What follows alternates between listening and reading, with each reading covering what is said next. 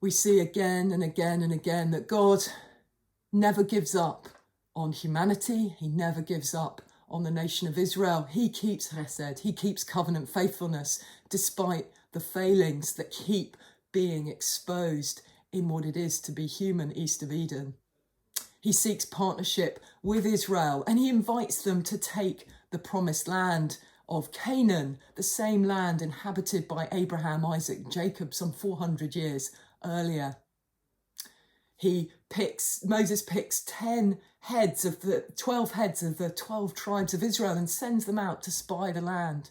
But tragically, 10 come back and say, it's too much. There are giants in the land. We cannot enter and take the land. Only Joshua and Caleb have the faith to enter in and take the promised land. Because of the fear and unbelief of these 10 heads of the tribes who energized fear and unbelief amongst the tribes of Israel, after spying out the land for 40 days, God gives a consequence to the nation of Israel. You are going to wander in this wilderness desert for 40 years until the generation of unbelief has died and a new generation led by Joshua and Caleb, the people of faith, have been raised up. The ones who parted the Red Sea saw that miraculous deliverance as children till they are of age, and they will have the faith to enter into and take the promised land.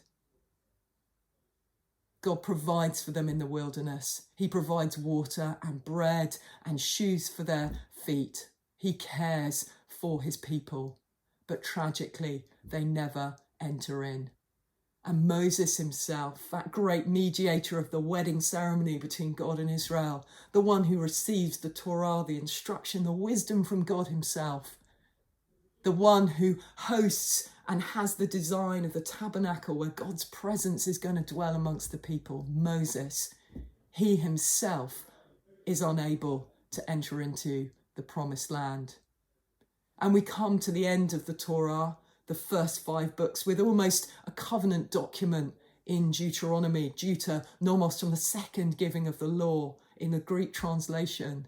These 5 scrolls become the foundational build the house on which the Hebrew Bible and the Jewish community are built. And at the end of them, we find them on the brink of the promised land, from Eden, right at the beginning in Genesis, to the brink of Eden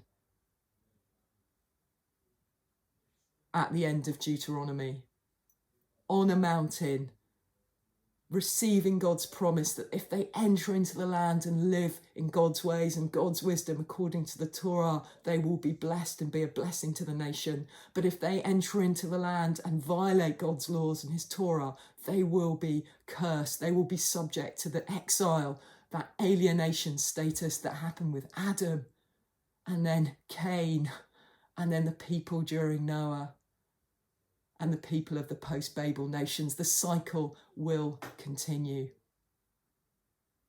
So we leave the end of the Torah, those first 5 books, on a high. There is an ascent. There is a place of promise. The people of Israel want to do it. But we also leave it with a sense of foreboding. Will they have what it takes? Or will they, like their ancestors, also end up in exile, in that state east of Eden, alienated from God?